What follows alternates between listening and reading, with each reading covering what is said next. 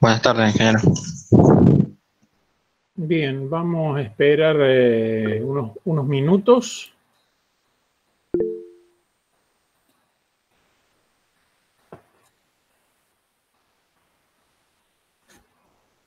A ver si se incorporan algunos más. El curso completo son 36 y están presentes 24, solo vamos a esperar un poquito.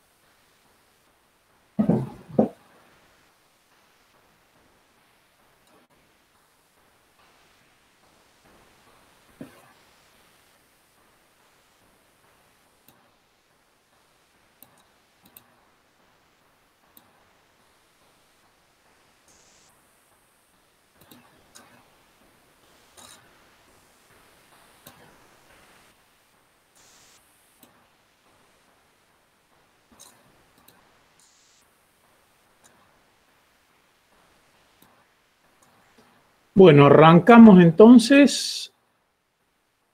Estoy compartiendo la pantalla.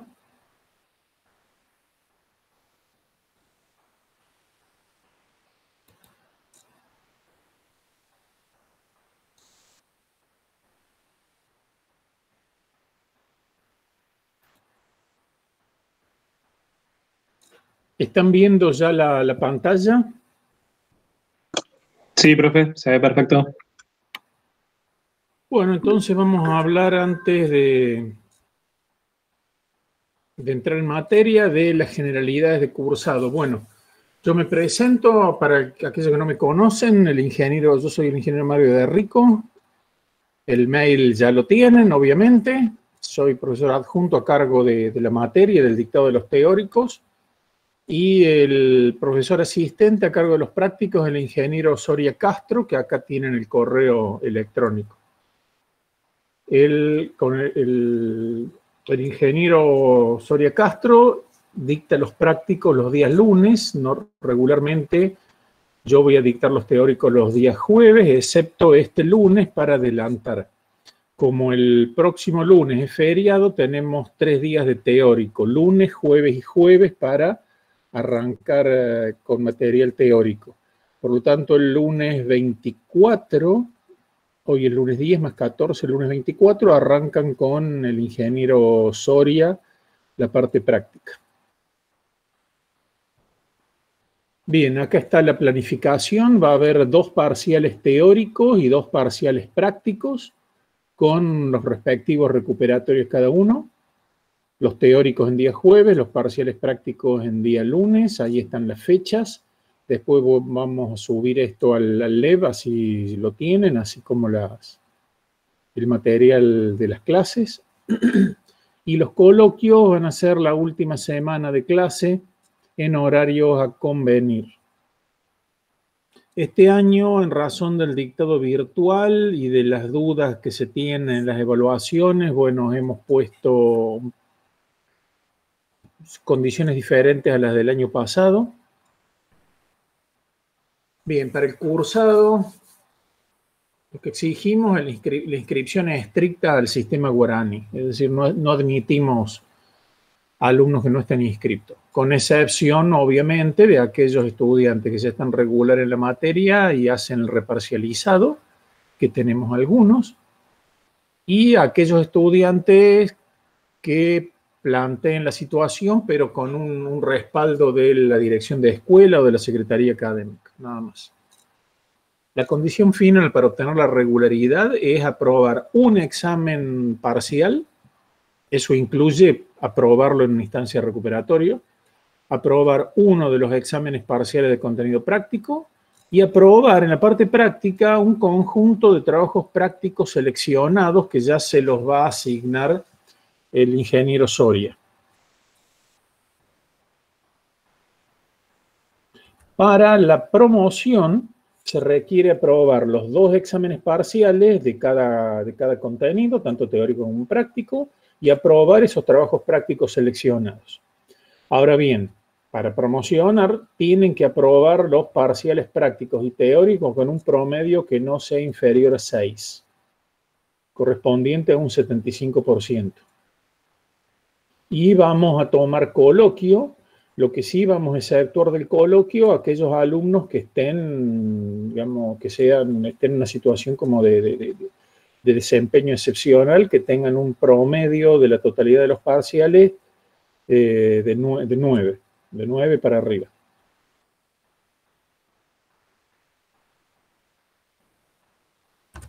Bien.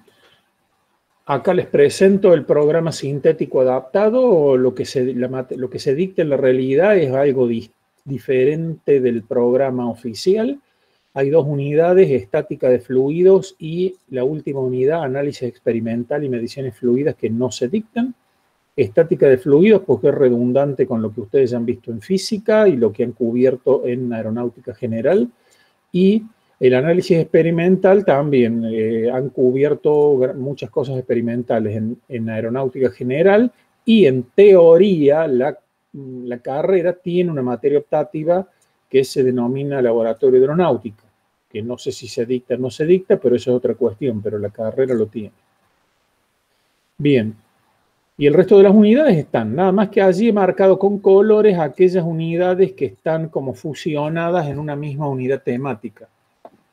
La unidad 6, 7 y 8, movimiento de fluidos ideales, vorticidad y movimiento potencial bidimensional, forman parte de una misma unidad temática y se dictan de ese punto de vista. Lo mismo que las unidades 10, 11 y 12, movimiento de fluidos viscosos incompresibles, capa límite y flujo externo con fricción. Bien, esos son los únicos comentarios a hacer en relación a el programa que se dicta. El material de estudio son las filminas de clase, básicamente 2 referencias bibliográficas de mecánica de los fluidos, el libro White por un lado y el libro Fox y McDonald por otro. Hay otros libros buenos también, pero entre esos dos tienen la enorme mayoría de los temas dictados de manera adecuada. Y una guía de trabajos prácticos de aula, que eso es responsabilidad del ingeniero Soria, que ya se los proveerá o lo irá entregando a medida que se dicta la materia.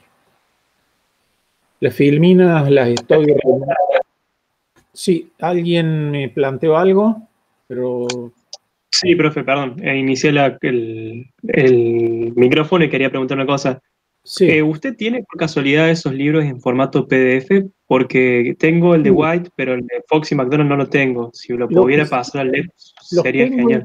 Los tengo en un formato PDF de muy buena calidad, que no es escaneado, pero los tengo en inglés, ¿sí? Ninguno lo tengo en castellano, en realidad. Ahora que estoy pensando, no tengo ningún PDF en castellano. Así que por mí no hay problema, pero por ahí... Los voy a subir al LEB. Y es más, voy a subir otro libro que es no relativamente bueno, es tan bueno como esto, que es el Munson y Okishi, que se usa también bastante en la cátedra. Sí, eso lo voy a subir a lo largo de la semana, a los libros, así que lo mismo que a lo largo de la semana voy a subir el material de clase de las primeras 2 unidades, lo que vamos a cubrir esta semana. Perfecto, gracias, profe. No hay por qué. No he subido por adelantado el material, que el año pasado estaba subido por adelantado, porque, bueno, en virtud de esta modalidad, a la filmina las estoy haciendo crecer un poco, las estoy renovando, así que lo voy a ir subiendo semana a semana el material. Pero en el transcurso de esta semana, antes del jueves, antes de la clase del jueves, le subo los links de los libros y el material de las unidades, de lo que vamos a cubrir hoy y lo que vamos a cubrir ya el jueves. Bien. Esto es lo último para comentar como tema introductorio. Hay ciertas cosas que tienen que repasar de los conocimientos previos que son fundamentales. Que acá me interesa enfatizar algunas. Como pongo allí, eso no excluye que haya otros temas. Una de las cuestiones es el tema de sistemas de unidades y conversión de un sistema a otro, que eso lo tienen que manejar sin inconvenientes. Recordando que, por defecto, el sistema de unidades con que vamos a trabajar, tanto en la teoría como en la práctica, es el sistema internacional de unidades, ¿sí? Que es un sistema masa, longitud, tiempo. La conversión de unidades es un tema como, llamémosle, le podremos decir un poco tricky, porque es una cosa trivial por un lado, pero es una cosa que genera dificultades por otro. Entonces tienen que hacer el esfuerzo de no tener dificultades repasando eso. Lo mismo que las cuestiones de homogeneidad dimensional. Ustedes tienen que saber verificar que un resultado analítico, una expresión o una fórmula tiene las unidades que tiene. Si una fórmula tiene que dar unidades de fuerza, ustedes tienen que ser capaces de verificar que esa fórmula da unidades de fuerza. Y por último, tienen que tener en claro conceptos de estática de fluido e hidrostática, incluyendo las cuestiones de atmósfera estándar. No es que lo vamos a usar intensivamente, pero tienen que usar estática de fluidos. E hidrostática van a usar en las aplicaciones prácticas y no es un tema que lo vamos a dictar porque ya lo han cubierto. Así como otros temas, qué sé yo, tienen que llegar a poder usar en la parte práctica relaciones de gases, o sea, la ecuación de estado de gases ideales, por ahí un proceso isoentrópico para vincular la presión o la densidad entre dos estados, cosas por el estilo. ¿De acuerdo? Eso es todo con respecto a la introducción. Vamos a entrar en tema, en definitiva, ahora.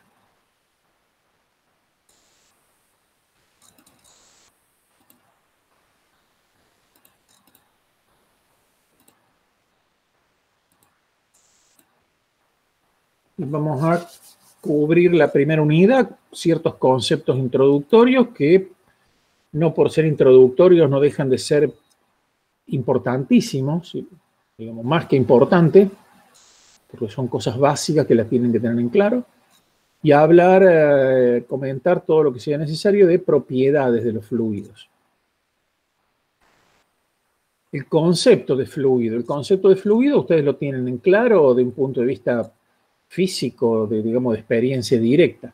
Es una materia que fluye. ¿Por qué? Porque si no es contenida, fluye, se derrama.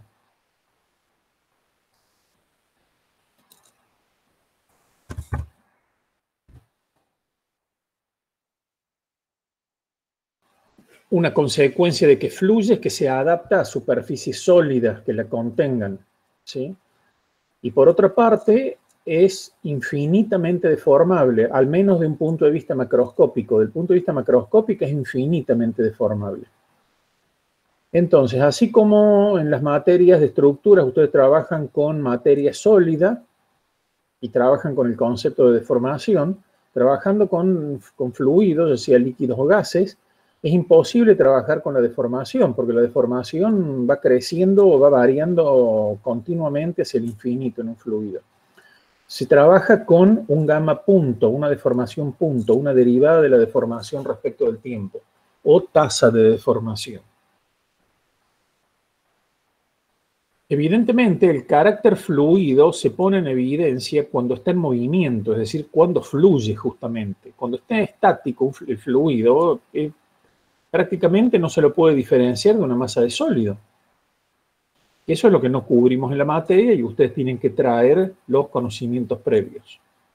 Entonces, la materia en realidad se debería llamar dinámica de los fluidos, que es el estudio del movimiento fluido.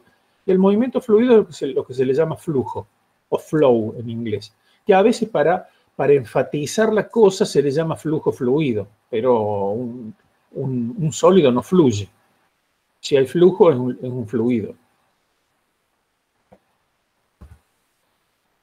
Todo esto que comento es del punto de vista macroscópico, que es como percibimos la materia fluida. Esto es la percepción. En realidad, como todos saben, la materia, cualquier clase de materia, tiene existencia discreta, tiene una existencia de carácter molecular, se compone de cuantos así de materia concentrada que son átomos / moléculas. Y justamente ese carácter molecular explica la diferencia entre líquidos, gases y sólidos también, ¿sí? En los líquidos existe vínculo molecular, existen fuerzas de atracción molecular, aunque comparativamente a los sólidos son débiles, en general son débiles. ¿Por qué digo en general? Porque les comento una excepción, el alquitrán, por ejemplo. El alquitrán es un fluido. Nada más que a temperatura ambiente, la viscosidad del alquitrán, que todavía no lo hemos introducido, pero creo que la mayoría tiene un poquito el concepto de lo que significa viscosidad, se percibe como un sólido, pero en realidad es un fluido. Les pongo un ejemplo muy sonso, que no hace falta que muestre ninguna foto, ninguna filmación. Si ustedes tienen un barril lleno de alquitrán, todos habrán tocado alquitrán a temperatura ambiente, se lo percibe como sólido. Si en la parte superior de ese barril con alquitrán, el barril abierto obviamente, arriba del alquitrán ponen una piedra y dejan transcurrir, ahora sí voy a inventar un tiempo, dejan transcurrir 1 año o 2 años, desconozco, esa piedra va a estar en el fondo del barril. ¿Sí? Es decir, que la percepción a corto plazo es la de un sólido, pero en realidad es un fluido. Pero en general eso es una excepción muy puntual. Es una excepción muy puntual. En general los líquidos notoriamente fluyen, pero tienen atracción molecular, por lo tanto necesitan una contención parcial, o sea, pueden estar en un recipiente abierto. Los gases, por el contrario, las moléculas no tienen ninguna clase de vínculo de fuerza, de atracción molecular. Las moléculas son absolutamente libres y están en un permanente estado de choque entre ellas, un choque caótico, como ustedes ya habrán visto de termodinámica. Por lo tanto, para resumir, vamos a trabajar no con la realidad verdadera, sino vamos a trabajar con una realidad aparente. Eso va a ser válido siempre que no estemos en una escala extremadamente pequeña. Lo que pasa es que nunca vamos a estar en una escala extremadamente pequeña, al menos en ingeniería. No así si estudiaran una licenciatura en física, eso sería otra cosa. Para que cuantifiquen la validez de la realidad aparente, de considerar la materia como continua, que es una mentira en realidad, en un milímetro cúbico de aire en condiciones estándar hay 2,7 por 10 a la 16. Un milímetro cúbico es visible. Es una partícula relativamente pequeña, o un volumen relativamente pequeño, pero notorio. Vayamos más allá. Un micrón cúbico. Un micrón es la milésima parte de un milímetro. Bueno, imagínense un cubito cuyo lado es la milésima parte de un milímetro. En ese cubito hay 27 millones de moléculas de aire. Eso es un argumento así, no un argumento, perdón, un número muy contundente para ubicarse en que vamos a trabajar con la hipótesis de medio continuo, como se denomina. No vamos a distinguir en absoluto el carácter discreto de la materia, sino que vamos a suponer que la materia es infinitamente divisible. Entonces vamos a trabajar con un concepto inventado, un concepto intelectual, mental, que es el de partícula fluida. Una partícula fluida es un diferencial de masa tan pequeño como querramos, o sea, un delta masa que lo hacemos tender a cero sin que llegue a cero. Eso, si lo lleváramos a la realidad, en algún momento llegaríamos a un átomo. Bien. Esa partícula fluida no es una masa diferenciada de la masa que lo rodea. Forma parte de ella, es un continuo, pero nos sirve para, digamos, visualizar imaginariamente partículas de fluido. Hay infinitas partículas de fluido.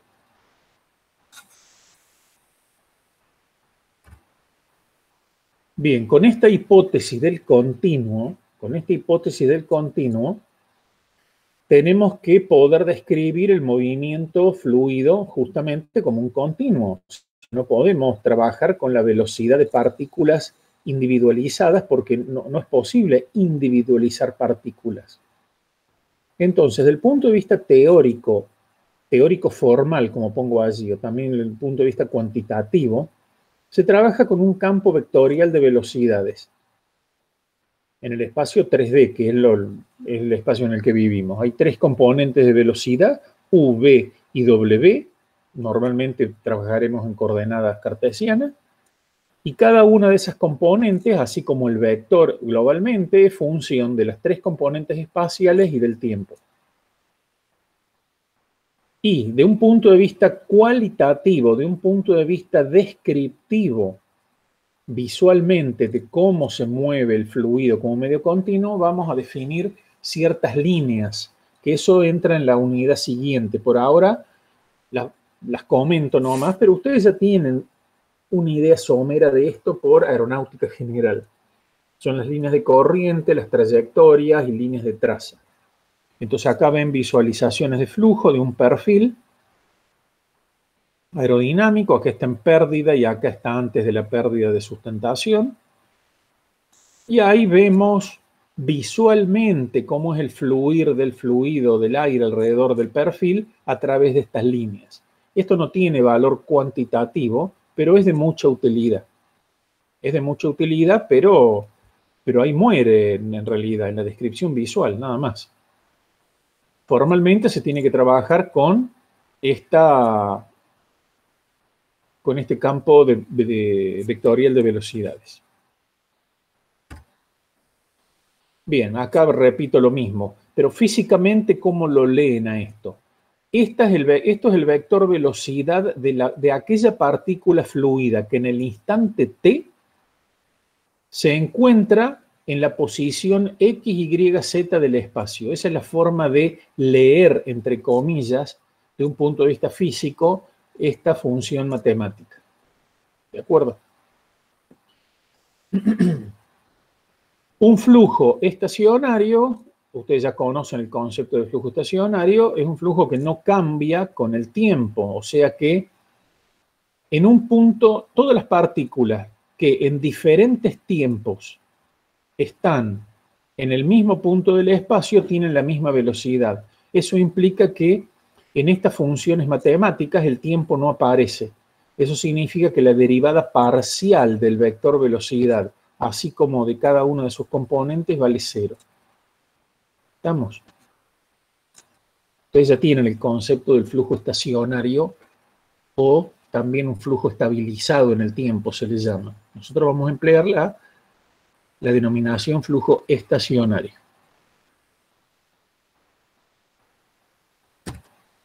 La realidad en la que vivimos es 3D, o sea que cualquier movimiento fluido de arranque es totalmente tridimensional. Ahora bien, va a haber situaciones particulares, frecuentemente, que pueden ser simplificadas por modelos más sencillos.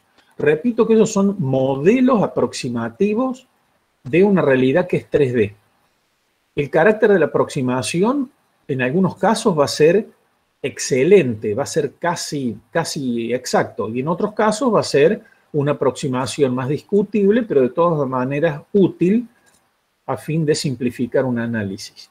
Entonces vamos a hablar de flujo unidireccional o unidimensional cuando el movimiento del fluido sea en una única dirección, es decir, con una única componente del vector velocidad, y esa única componente sea función de una sola variable espacial, que puede ser una variable espacial a lo largo del movimiento o transversal al movimiento. Ya vamos a ver ejemplos cuando avancemos. Un segundo nivel de complejidad dentro de la simplificación es un flujo bidimensional. Ese es un flujo que se denomina también flujo plano. Es un flujo que se repite de un plano a otro y puede ser estudiado en un plano cartesiano, en un plano XY o en un plano XZ. Una variante del flujo bidimensional es lo que se denomina un flujo tridimensional con simetría de revolución. Es análogo al caso bidimensional, pero no se repite a sí mismo en planos paralelos, sino que se repite a sí mismo a lo largo de una revolución respecto de un eje de simetría.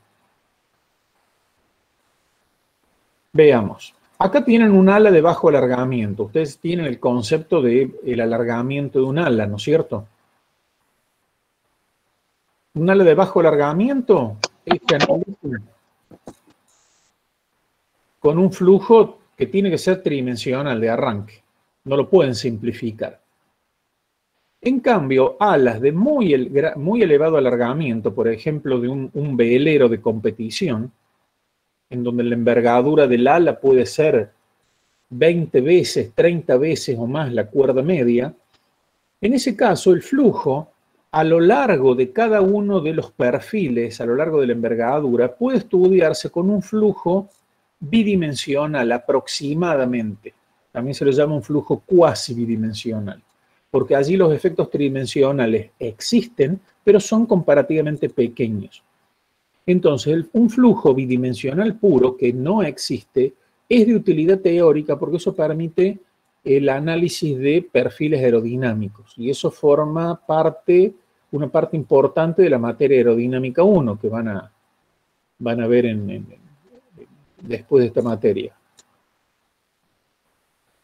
En general, el flujo en conductos o en tuberías se puede analizar con una hipótesis de movimiento unidimensional.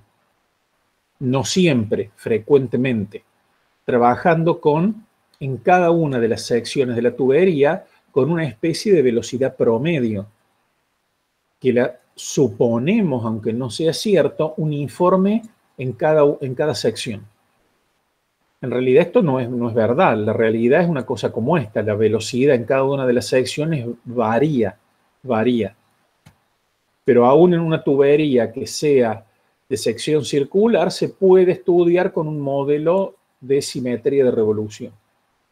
Otro ejemplo de un flujo tridimensional, pero con simetría de revolución, es estudiar, por ejemplo, el cono de nariz de aviones supersónicos. En este caso, el cono de nariz de la toma de aire de un MiG-21. Si el ángulo de ataque es 0, el flujo es exactamente tridimensional axisimétrico. Pero si hay ángulo de ataque, el flujo tridimensional axisimétrico se rompe, pero no sirve como una aproximación. Eso es un tema de dinámica de gases, en realidad.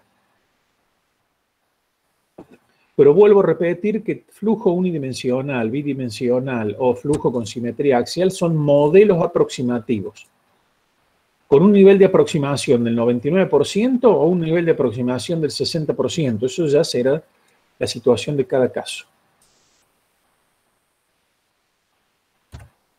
Bien. Propiedades macroscópicas de la materia. Las propiedades desde el punto de vista del medio continuo son estas que están listadas acá. Temperatura y presión son las denominadas propiedades, llamémosle variable independiente, porque definen el estado del fluido. Definen estas otras propiedades macroscópicas. Definen la densidad y atada a ella lo que se denomina compresibilidad, ya vamos a hablar, la presión de vapor, la viscosidad, que son las tres que vamos a estudiar, porque la tensión superficial es totalmente irrelevante en el área aeroespacial, ¿sí? Nuevamente, si ustedes estudiaran física, licenciatura en física, estudiarían los fenómenos de tensión superficial. En ingeniería aeronáutica o aeroespacial es irrelevante. Temperatura. Ustedes ya saben que la temperatura es un concepto macroscópico, no es algo real. En realidad es una medida macroscópica de una energía cinética molecular promedio, ya sea una energía cinética molecular de traslación o vibracional. Y tiene escalas. Las escalas que nos interesan en ingeniería, en el fondo, son las escalas absolutas, el grado Kelvin, ¿no es cierto? Bien, esto es de repaso de ustedes. La presión. Hablemos de presión. Acá sí nos vamos a detener un poquito, a pesar de que sean cosas que las puedan saber y conocer. La presión físicamente es una presión absoluta. ¿Qué quiero decir con esto? Que el mínimo valor de presión físicamente es el 0, es el vacío absoluto. O sea, físicamente no existen presiones negativas. Físicamente, lo que uno llama succión no existe. Ahora bien, en nuestro planeta estamos rodeados de una atmósfera que tiene un valor de presión ambiente en un punto determinado del planeta. Como esa presión ambiente actúa, nos envuelve y actúa en todas direcciones, no la percibimos como un estado efectivo de presión. Entonces, inventamos en ingeniería, se inventa un estado aparente de presión, un estado ficticio de presión que se denomina con todos estos nombres, presión manométrica o presión relativa, en inglés lo que le llaman gauge pressure o manometric también, que no es otra cosa que la diferencia entre la presión absoluta y la presión ambiente. Esta presión ambiente es la presión ambiente local. Recuerden, la presión ambiente no es una constante universal de la física. Entonces, llamamos presión manométrica nula al estado en el que no percibimos presión, es decir, el estado de presión ambiente. Y tienen este grafiquito ilustrativo. Acá tenemos el estado, la línea negra es el estado de vacío absoluto. presión absoluta 0. En azul tenemos el nivel de presión ambiente, en el punto que sea. Presiones absolutas mayores al ambiente, lo que se denominan sobrepresiones o sobrepresión.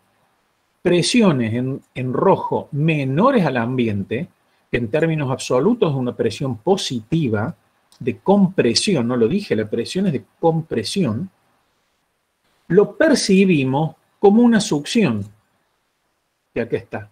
Pero es un invento, es un efecto aparente, es percibido, pero no es real.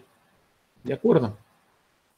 Esto es algo muy simple, pero que a muchos alumnos los lleva a errores después en la parte práctica y también en algunas cuestiones teóricas. Entonces, esto lo tienen que tener muy en claro.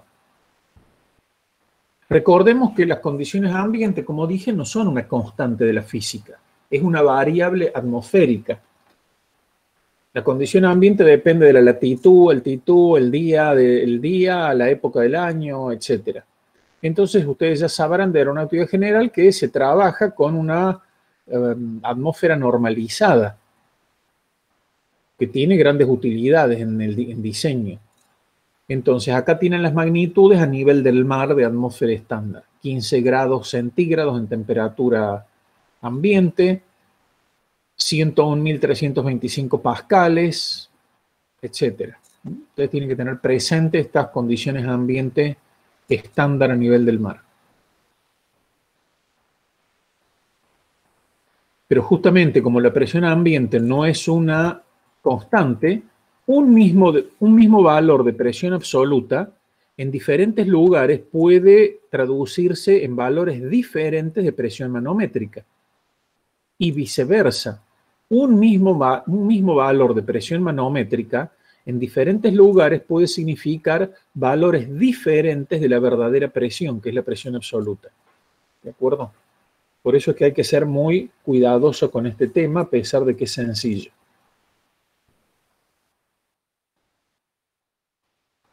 Bien, el concepto de densidad también es un invento porque proviene de la hipótesis de medios continuos. Es masa por unidad de volumen. ¿Y cómo se define? Se define como la relación entre la masa de una pequeña partícula dividida el volumen de esa pequeña partícula. Ahora bien, esto tiene sentido si no nos vamos a un tamaño exageradamente pequeño, porque si nos vamos a un tamaño exageradamente pequeño y entramos en el carácter molecular, y la densidad no va a tener sentido. Lo mismo que tampoco va a tener sentido si el volumen que tomamos para evaluar la densidad es exageradamente grande. Si tomamos el volumen de toda la atmósfera que rodea la Tierra para determinar la densidad del aire, lo que en realidad vamos a estar obteniendo es una densidad promedio a nivel mundial, pero no es de utilidad para la densidad local. Estoy diciendo cosas así un poco obvias. Bueno, esto lo leerán después, ya saben que la densidad es la inversa del volumen específico que normalmente lo utilizan en termodinámica. Y por otro lado está un concepto que está absolutamente en desuso, pero se lo sigue empleando a pesar de que sea contradictorio, que es el peso específico, que es peso por unidad de volumen en lugar de masa por unidad de volumen. El peso específico no es otra cosa que la densidad por la aceleración g de la gravedad. ¿De acuerdo? Entonces, ojo no confundir densidad con peso específico. El peso específico del agua en la estación espacial es 0, sin embargo el agua tiene densidad. Bueno, acá voy un poco rápido porque son cosas que las tienen que tener, es casi un repaso. Bien, esto también es un repaso, pero me detengo un poquito más. La densidad de un fluido se ve tanto de un gas como de un líquido, cualquiera, se ve influenciada por la temperatura y por la presión. La influencia de la temperatura es lo que se denomina efecto de dilatación o contracción térmica. La influencia de la presión es lo que se denomina compresibilidad. ¿Está claro? Bien. En gases, la ecuación de estado, acá les presento la ecuación de gases ideales, que es una excelente aproximación para la mayoría de las situaciones en las que vamos a estar involucrados, incluye los dos efectos, tanto la influencia de la temperatura como la de la presión. ¿De acuerdo?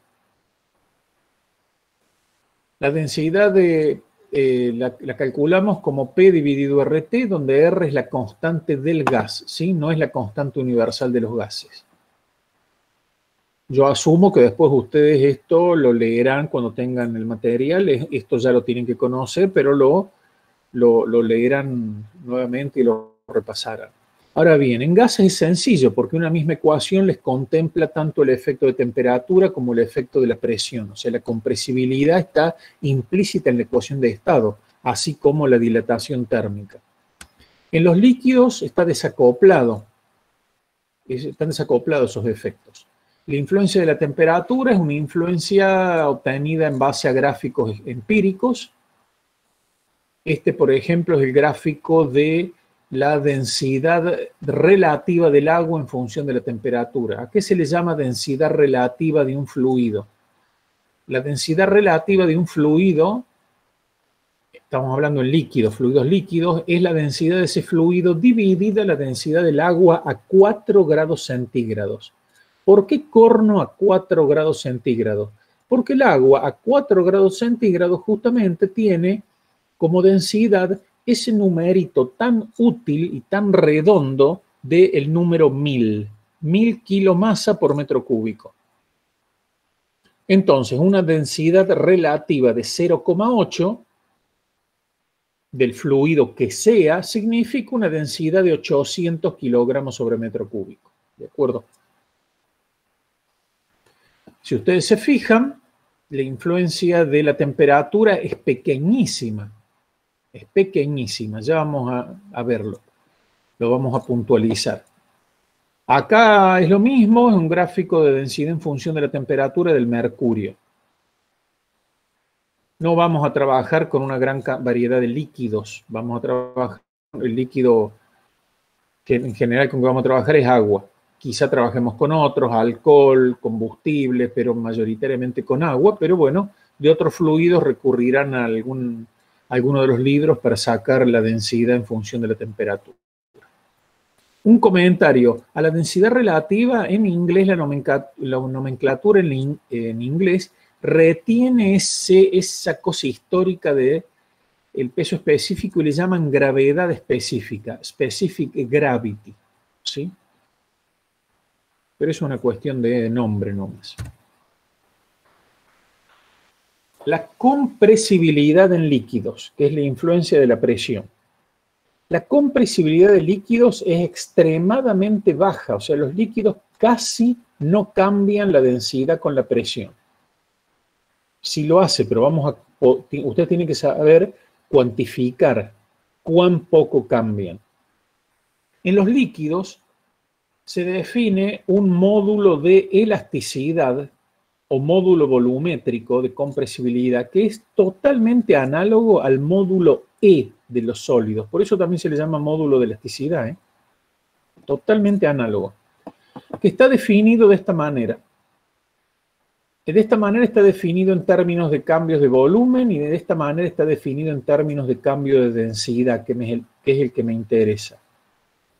Este módulo, que es un número fijo para cada líquido, está definido como la densidad, la derivada de la presión respecto de la densidad. O si lo quieren ver, al revés, es la inversa de la derivada de la densidad respecto de la presión.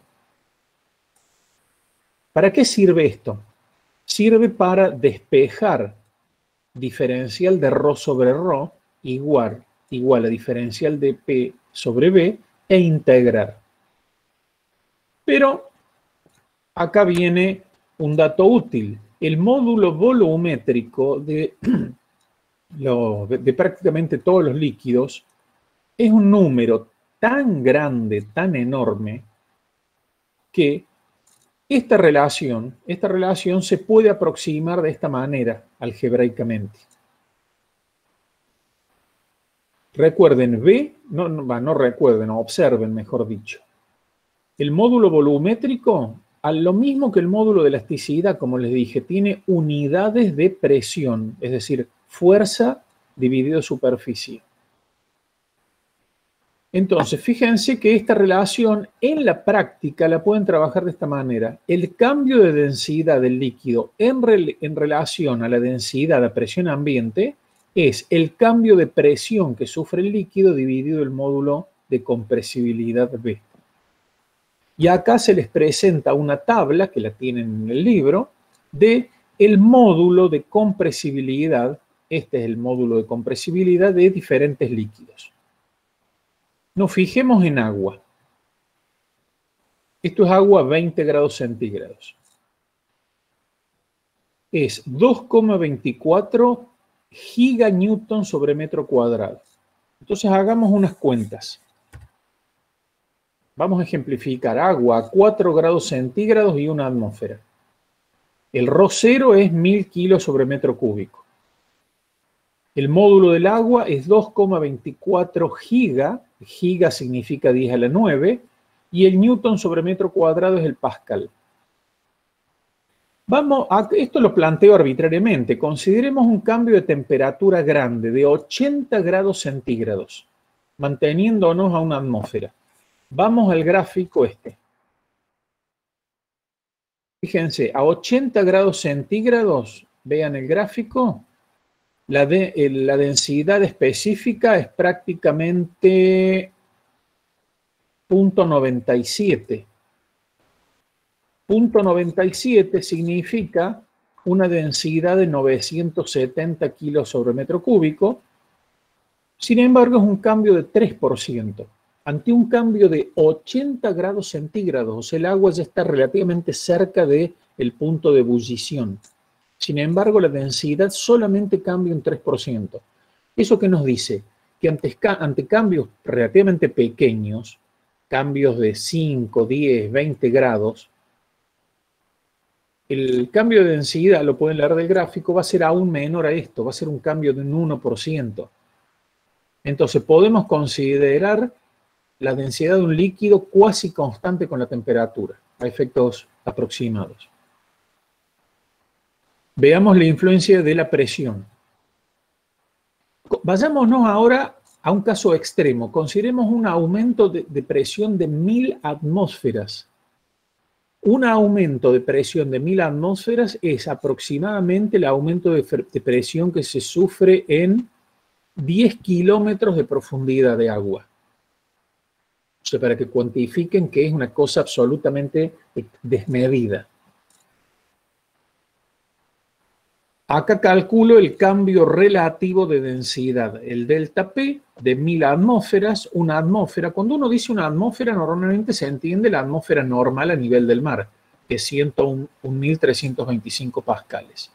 Dividido 2,24 por 10 a la 9, eso nos da 0,045, o sea, un cambio de 4,5%.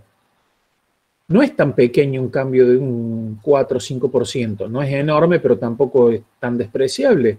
Pero cuantifiquen, es ante un cambio de presión de 1000 atmósferas.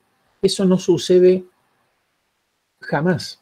En un sistema hidráulico de alta presión, a lo sumo las presiones, los cambios de presión o la presión con la que trabaja un sistema hidráulico puede ser de 500, 600 atmósferas y no trabajan con agua. Trabajan con líquidos que tienen módulos de compresibilidad más altos. ¿Está claro? ¿Cuál es la conclusión de esto? La conclusión de esto, la conclusión práctica es los líquidos se consideran aproximadamente fluidos incompresibles. ¿Sí? No existen fluidos incompresibles, pero los líquidos, el grado de compresibilidad es tan, pero tan pequeño que se consideran fluidos de densidad constante, cosa que ustedes ya deben saber de otras materias. Por último, para cerrar el tema compresibilidad, ustedes deben saber, tienen que saber de física, que la compresibilidad está directamente vinculada a la velocidad de propagación del sonido en el medio. Esta es la definición de velocidad del sonido. Esto no nos interesa mucho porque en esta materia nos vamos a concentrar en una dinámica de fluidos incompresibles. Justamente en dinámica de gases 1, ustedes van a trabajar con todo lo relativo a los efectos de compresibilidad. O sea, dinámica de gases 1 la pueden ver como una materia de continuidad directa a mecánica de los fluidos. Bien, salteo esto porque son generalidades que ustedes las leerán por su cuenta.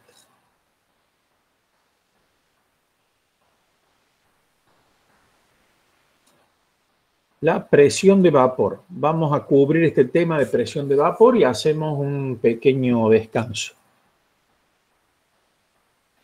Este concepto de presión de vapor o presión de saturación es de utilidad para líquidos, o sea, no tiene sentido hablar de presión de vapor para gases. ¿Por qué? La presión de vapor es la presión absoluta a la cual un líquido a una determinada temperatura cambia de fase y pasa a fase gaseosa, deja de ser líquido.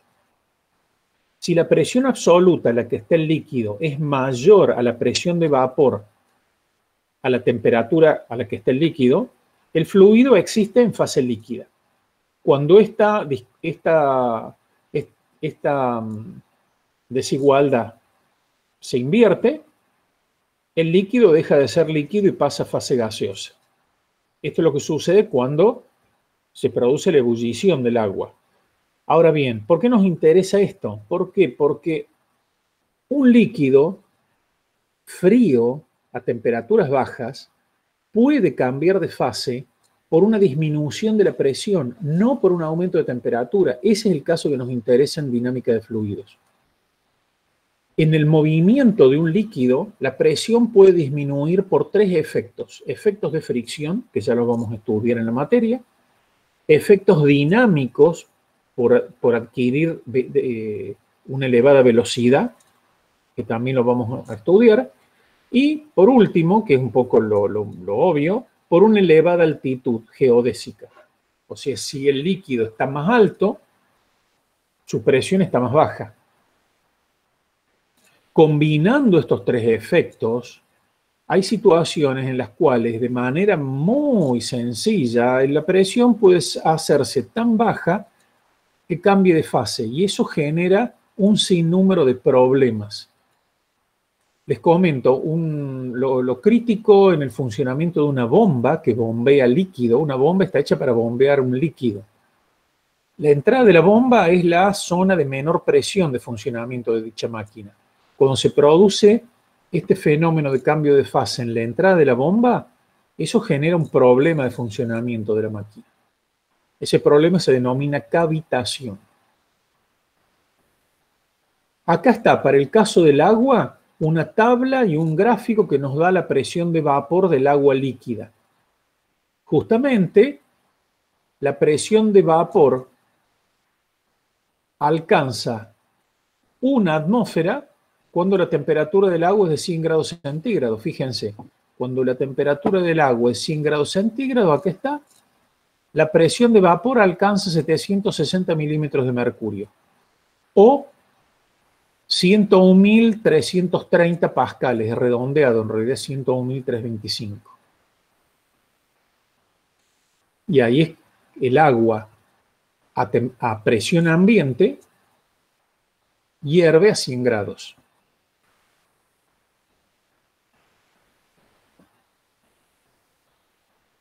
La influencia de la temperatura es importante, pero la influencia de la presión también es importantísima.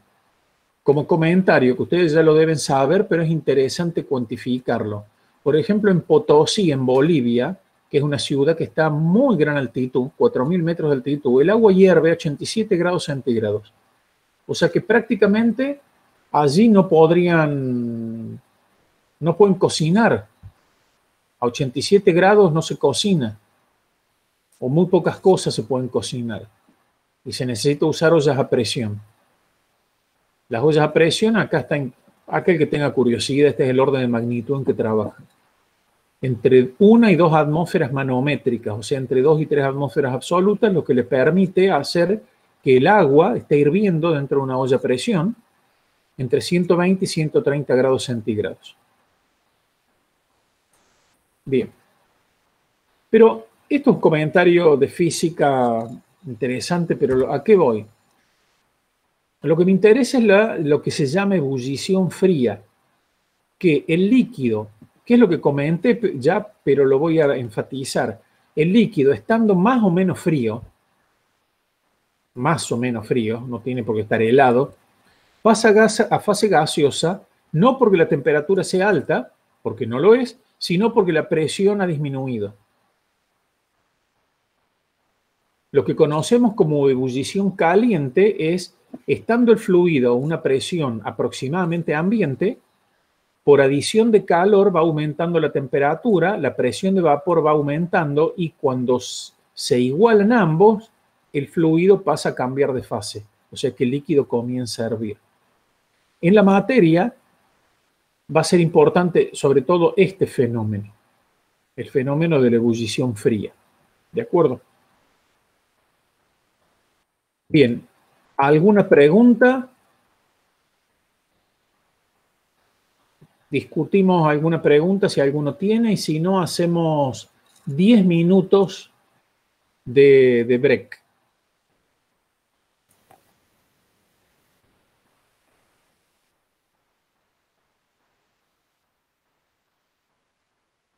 Sí, en todos los líquidos, sí.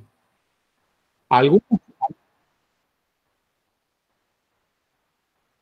No, que yo sepa, no. Ahora bien, espérate. En una de esas hay algún líquido estrambótico que sí puedo usar en física, pero me refiero a líquidos industriales derivados del petróleo, aceites, combustibles, agua, glicerina, son todos de muy elevada incompresibilidad, digamos. Y basta con ver la tabla. Si te fijas, acá está la tabla. 2,24 giganewton. El agua de mar es un poquito menos compresible que el agua dulce. El mercurio es terriblemente incompresible, o sea, tiene un módulo volumétrico 10 veces más el del agua. Fijémonos qué fluido tiene un valor comparativamente bajo, el heptano. ¿Qué corno es el heptano? Ya me he olvidado, sí, pero es un líquido, pero a lo sumo es la mitad de la del agua, pero sigue siendo poco compresible. No creo que haya situaciones en donde al heptano se lo someta a cambios de presión muy grandes. Profesor, ¿el heptano no es el aditivo que se le pone al diésel para que sea no detonante? Puede ser.